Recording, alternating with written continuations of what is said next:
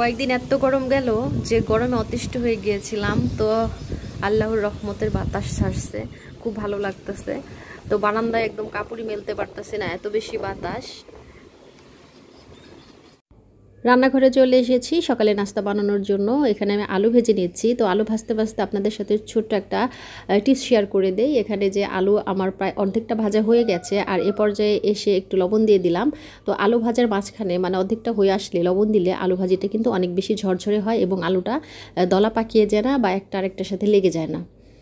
তো এখন এই যে চাপড়ি বানাচ্ছি, আমাদের এলাকায় এটা চাপড়ি নামেই পরিচিত, আবার কিছু কিছু এলাকায় চটাও বলতে শুনেছি। যাই হোক, আমাদের এলাকায় এটা চাপড়ি আমরা বলে থাকি। তো সকালে সময় যেহেতু কম আর মেয়েদের পরীক্ষা হচ্ছে, তো আমি ঝটপট করে আজকে চাপড়ি বানিয়ে নিচ্ছি। এখানে এটার মধ্যে হচ্ছে একটু লবণ আর পানি দিয়ে গুলিয়ে নিতে হয়। এই চাপড়িগুলো মাটির তাওয়ায় কিন্তু অনেক বেশি সুন্দর হয়, মাটির তাওয়ায় বানালে মুচমুচে হয়।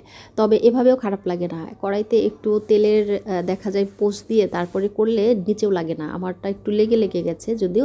তো এরপর আমি তেলের পোস্ট দিয়ে তারপরে আরেকটা দিয়ে এর মধ্যে স্কুল থেকে ফিরেছি, আর ফিরে এসে ঘরে টুকটাক কিছু কাজকর্ম করে নিচ্ছি। এখানে এগুলো হচ্ছে চেক বই। তো বিভিন্ন ব্যাংকের বিভিন্ন চেক, তো এক একটা এক এক জায়গায় ছিল, প্রয়োজনের সময় খুঁজে পাওয়া যায় না, সেজন্য সবগুলো চেক বই একসাথে করে তারপরে রেখে দিলাম। এতে করে খুঁজে পেতে সুবিধা হবে, কখন কোনটা দরকার হয় বলা তো যায় না। এই জামা কাপড়গুলো অনেকদিন যাবতই পরছি, নরম হয়ে গেছে, ভাবছিলাম যে আর পরবো না, কিন্তু প্রচণ্ড গরম পড়ে গেছে। গরমের সময় কিন্তু এই নরম কাপড়গুলোই পরতে ভালো লাগে। তো যাই হোক, এখন রান্না করতে চলে আসছি, আর আজকে রান্না করছি হচ্ছে চিংড়ি মাছ দিয়ে পটল। তো পটলে বিশ্বাস করেন এক ফোঁটাও পানি দেয়নি, কিন্তু কোথা থেকে যেই পানি চলে আসলো বুঝতে পারলাম না।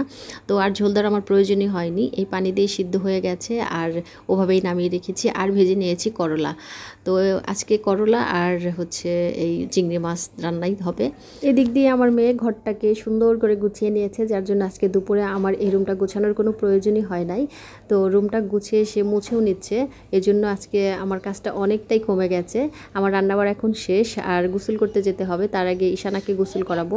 তো এই যে ঈশানাকে গোসল করিয়ে দিয়েছি, আর এখন অহনা গোসল করছে, ওর শেষ হলে তারপর আমি এখানে চার্জার হেরিকেনটা চার্জ দিয়ে রেখেছি। কয়েকদিন যাবত কারেন্টে খুব ডিস্টার্ব করছে, বিশেষ করে যখন গরম পড়ে কারেন্টও তখন বেশি ডিস্টার্ব করে। তো চার্জারটা তাই লাগিয়ে নিলাম। আর এই যে এখন গোসল করতে আসছি, গত রাতেই প্যান্টটা ভিজে রেখেছিলাম, এখন এটা ধুয়ে গোসল করে উঠবো। এদিকে অহনা এসেছে রান্নাঘরে ডিম ভাজি করার জন্য। তো দুপুরবেলায় রান্না করেছিলাম চিংড়ি পটল, সেটা আর এখন খাবে না, তা বলছে যে ডিম ভাজি করে দাও। তো আমি আস্তে আস্তেই ও ভেজে ফেলছিল। তো এই পাশ থেকে ঈশানা ক্যামেরা ধরেছে, ক্যামেরা দেখেই বুঝতে পারছেন যে কাপাকাপি করছে। এখানে দুই বোন মিলেই ব্লগিং করছিল। তো ছোট্ট ভিডিওটা আজকের মতো এখান থেকে শেষ করে দেব। এতক্ষণ ধৈর্য ধরে দেখার জন্য আপনাদের সবাইকে অসংখ্য ধন্যবাদ। আর অবশ্যই একটি লাইক দিয়ে দিবেন এখনও যারা লাইক দেননি। আর ইতিমধ্যে আপনারা যারা আমার চ্যানেলটিকে সাবস্ক্রাইব করে দিয়েছেন, আপনাদের সবাইকে অসংখ্য ধন্যবাদ জানাচ্ছি। আর যারা এখনও সাবস্ক্রাইব করে দেননি, প্লিজ আমার চ্যানেলটিকে সাবস্ক্রাইব করে দেবেন। সবাইকে অসংখ্য ধন্যবাদ। আল্লাহ হাফেজ, আসসালামু আলাইকুম।